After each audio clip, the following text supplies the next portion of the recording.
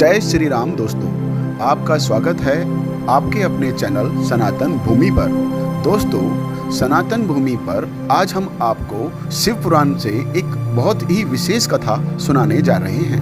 अब मैं आपको शिव महापुराण की इस महान कथा को सुनाता हूँ। दोस्तों, एक बार सभी ऋषियों ने एकत्रित होकर सूत जी के सामने एक प्रश्न किया कि हे सूत जी, आप हमें शिवरात्रि के व्रत की कथा के बारे में बतलाइए। सूत जी बोले, शिवरात्रि एक उत्तम व्रत है, उसका पालन करना बहुत ही विशेष है। अनजाने में भी इस व्रत का पालन अगर हो जाए तो भी बहुत से फल की प्राप्ति होती है। सूत जी ने कहा, ऋषियों, तुम सब लोग सुनो, मैं इस विषय में एक निषाद का प्राचीन इतिहास सुनाता हूँ जो सब पापों का नाश करने वाला है। पहले की बात है, किसी वन में एक भील रहता था जिसका नाम चित्रभानु था। उसका कुटुंब काफी बड़ा था। वह बलवान और क्रूर स्वभाव का होने के साथ ही क्रूरतापूर्ण कर्म में रहता था। वह प्रतिदिन वन में जाकर मृगों को मारता और वहीं रहकर नाना प्रकार की चोरियां करता था। उसने बचपन से ही कभी कोई शुभ कर्म नहीं किया था। इस प्रकार वन में रहते हुए उस दुरात्मा भील का बहुत सा समय बीत गया। तदंतर एक दिन बड़ी सुंदर एवं शुभकारक शुभरात्रि आई, किंतु वह दुरात्मा घने जंगल में निवास करने वाला था, इसलिए उस व्रत को नहीं जानता था। उसी दिन उस भील के माता पिता और पत्नी ने भूख से पीड़ित होकर उससे याचना की कि हे वनेचर, हमें खाना दो। उनके इस प्रकार याचना करने पर वह तुरंत धनुष लेकर चल दिया और मृगों के शिकार के लिए सारे वन में घूमने लगा। देव योग से उसे उस दिन कुछ भी नहीं मिला और सूर्य अस्त हो गया। इससे उसको बड़ा दुख हुआ और वह सोचने लगा कि मैं अब क्या करूं, कहां जाऊं, आज तो कुछ नहीं मिला। घर में जो बच्चे हैं उनका तथा माता पिता का क्या होगा, मेरी जो पत्नी है उसकी भी क्या दशा होगी, अतः मुझे कुछ लेकर ही घर जाना चाहिए, अन्यथा नहीं। ऐसा सोचकर वह व्याध एक जलाशय के समीप जा पहुंचा और जहां पानी में उतरने का घाट था वहां जाकर खड़ा हो गया। मन ही मन यह विचार करता कि यहाँ कोई न कोई जीव पानी पीने के लिए अवश्य आएगा, उसी को मारकर कृतकृत्य हो उसे साथ ले जाकर प्रसन्नता पूर्वक घर को जाऊंगा। ऐसा निश्चय करके वह व्याध एक बेल के पेड़ पर चढ़ गया और वहीं जल साथ लेकर बैठ गया। उसके मन में केवल यही चिंता थी कि कब कोई जीव आएगा और मैं उसे मारूंगा। इसी प्रतीक्षा में भूख प्यास से पीड़ित हो वह बैठा रहा। उस रात के पहले पहर में एक प्यासी हिरणी वहां आई जो चकित होकर जोर जोर से चौकड़ी भर रही थी। ब्रह्मो उस मृगी को देखकर व्याध को बड़ा हर्ष हुआ और उसने तुरंत ही उसके वध करने के लिए अपने धनुष पर एक बाण का साधन किया।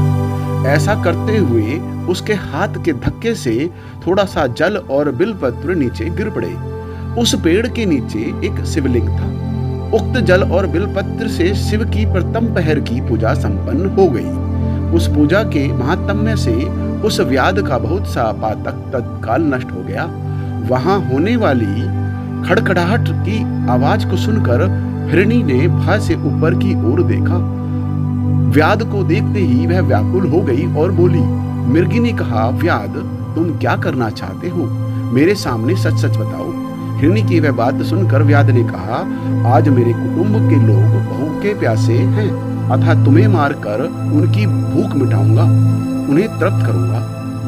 व्याध का वह दारुण वचन सुनकर जिसे रोकना कठिन था, उस दुष्ट भील को वाण ताने देखकर मृगी सोचने लगी कि अब मैं क्या करूं और कहां जाऊं, अच्छा कोई उपाय सोचती हूं। ऐसा विचार कर उसने इस प्रकार कहा। मृगी बोली, भील, मेरे मांस से अगर तुम्हारे परिवार की तृप्ति होती है तो इससे अच्छे मेरे लिए क्या बात होगी, तथा इससे अधिक महान पुण्य कार्य क्या हो सकता है। उपकार करने वाले प्राणी को इस लोक में जो पुण्य प्राप्त होता है उसका 100 वर्ष में भी वर्णन नहीं किया जा सकता। परंतु इस समय मेरे सब बच्चे मेरे आश्रम में ही हैं। मैं अपने ही बहन को अथवा अपने स्वामी को सौंप कर लौट आऊंगी। वनेचर, तुम मेरी बात को मिथ्या न समझो, मैं फिर तुम्हारे पास लौट आऊंगी, इसमें संशय नहीं है। वनेचर, सत्य से ही धरती टिकी हुई है, सत्य से ही समुद्र अपनी मर्यादा में स्थित है, और सत्य से ही निर्झरों से जल की धाराएं गिरती रहती हैं, और सत्य से ही सब कुछ स्थित है। दूत जी कहते हैं, मृगी के ऐसा कहने पर भी जब व्याध ने उसकी बात नहीं मानी, तब उसने अत्यंत विस्मित एवं भयभीत हो पुनः इस प्रकार कहना आरंभ किया। मृगी बोली, व्याध सुनो, मैं तुम्हारे सामने ऐसी शपथ खाती हूँ जिससे घर जाने पर मैं अवश्य तुम्हारे पास लौट आऊंगी।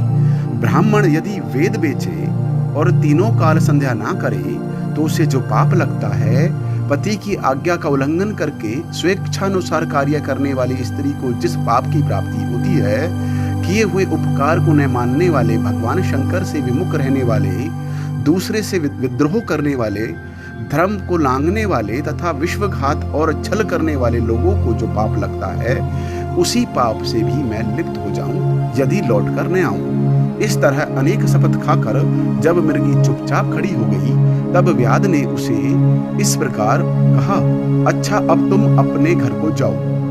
तब वह मृगी बड़े हर्ष के साथ पानी पीकर अपने आश्रम मंडल में गई। इतने में ही रात का वह पहला पहर व्याध के जागते ही जागते बीत गया। तब उस हिरनी की बहन दूसरी मृगी उसी की राह देखती हुई जल पीने के लिए वहां आ गई। उसे देखकर भील ने स्वयं बाण को तरकस से खींचा। ऐसा करते ही पुनः पहले की भांति भगवान शिव के ऊपर जल और बिलपत्र गिरे। उसके द्वारा महात्म में शंभु की दूसरी पहर की पूजा संपन्न हो गई। यद्यपि वह प्रसंगवश ही हुई तो भी व्याध के लिए सुखदायिनी हो गई। मृगी ने उसे बाण खींचते हुए देखा तो पूछा, वनेचर, यह क्या करते हो? व्याध ने पूर्ववत उत्तर दिया, मैं अपने भूखे कुटुंब को तृप्त करने के लिए तुझे मारूंगा। यह सुनकर वह मृगी बोली।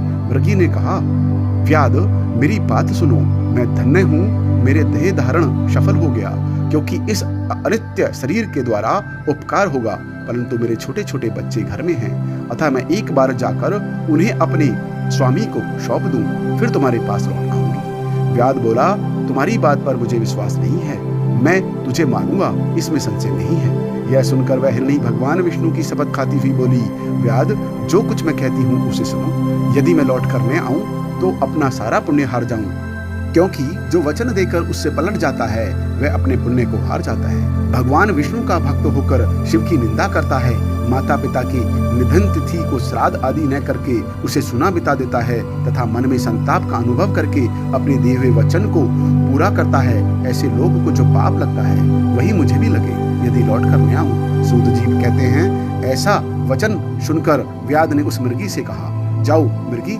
जल पीकर हर्षपूर्वक अपने आश्रम को जाओ।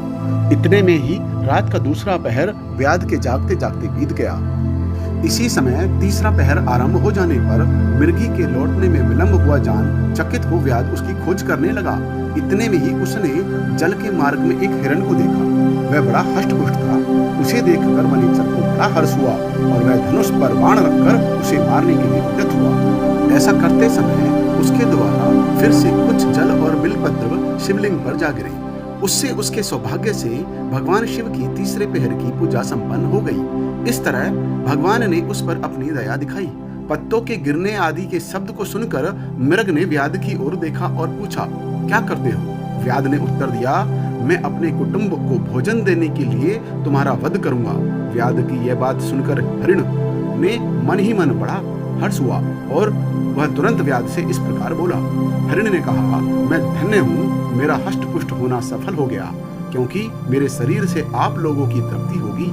जिसका शरीर परोपकार के काम में नहीं आता, उसका सब कुछ व्यर्थ चला गया। जो सामर्थ्य रहते हुए भी किसी का उपकार नहीं करता, उसकी वह सामर्थ्य व्यर्थ चली जाती है तथा वह परलोक में नरकगामी होता है। परंतु एक बार मुझे जाने दो, मैं अपने बालकों को उनकी माता के साथ में सौंपकर उन सब को धीरज बांधकर यहाँ लौट आऊंगा। उसके ऐसा कहने पर व्याध मन ही मन विचार करने लगा। हृदय में कुछ उसके शुद्धता आ गई थी। उसके सारे पाप पुंज नष्ट हो चुके थे। उसने इस प्रकार कहा। व्याध बोला, जो जो यहाँ आए वे सब तुम्हारी ही तरह बातें बनाकर चले गए, परंतु वे वंचक अभी तक नहीं लौटे। मृग, तुम इस समय संकट में हो, इसलिए झूठ बोलकर चले जाओगे। फिर आज मेरे जीवन का निर्वाह कैसे होगा? मृग बोला, व्याध मैं जो कुछ कहता हूँ उसे सुनो, उसमें कुछ भी असत्य नहीं है। सारा चराचर ब्रह्मांड सत्य से ही टिका हुआ है। जिसकी वाणी झूठी होती है उसका पुण्य भी नष्ट हो जाता है। तथापि भील, तुम मेरी सच्ची प्रतिज्ञा सुनो। जो सामर्थ्य रहते हुए दूसरों को उपकार नहीं करते, पर्व के दिन श्रीफल तोड़ते हैं और अभक्ष्य भक्षण करते हैं, शिव की पूजा किए बिना और भस्म लगाए बिना भोजन कर लेते हैं, उन सबका पातक मुझे लगे यदि मैं लौट कर न आऊं। सूत जी कहते हैं, उसकी यह बात सुनकर व्याध ने कहा, जाओ शीघ्र लौटना। व्याध के ऐसा कहने पर मृग पानी पीकर चल दिया। वे सब अपने आश्रम पर मिले। तीनों ही प्रतिज्ञाबद्ध हो चुके थे।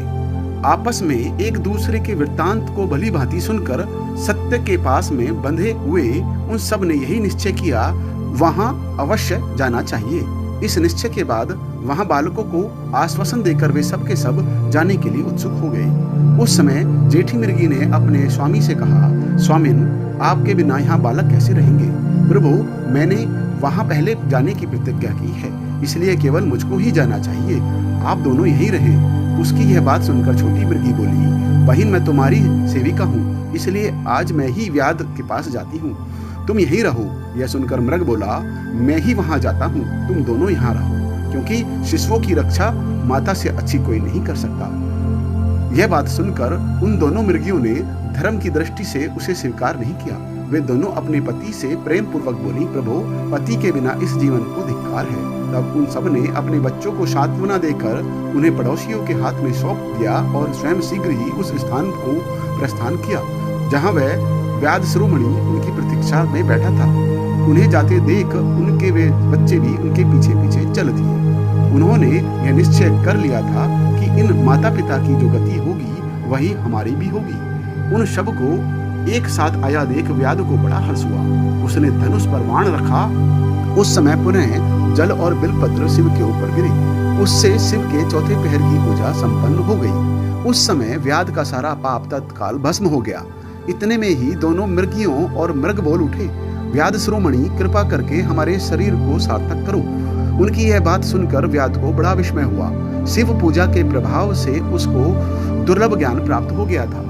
उसने सोचा कि ये मृग ज्ञानहीन पशु होने पर भी धन्य है, सर्वथा आदरणीय है, क्योंकि अपने शरीर से ही परोपकार में लगे हुए हैं। मैंने इस समय मनुष्य जन्म पाकर भी किसी पुरुषार्थ का साधन नहीं किया। दूसरे के शरीर को पीड़ा देकर अपने शरीर को पोसा है। प्रतिदिन अनेक प्रकार के पाप करके अपने कुटुंब का पालन किया है। हाय, ऐसे पाप करके मेरी क्या गति होगी, अथवा मैं किस गति को प्राप्त होऊंगा?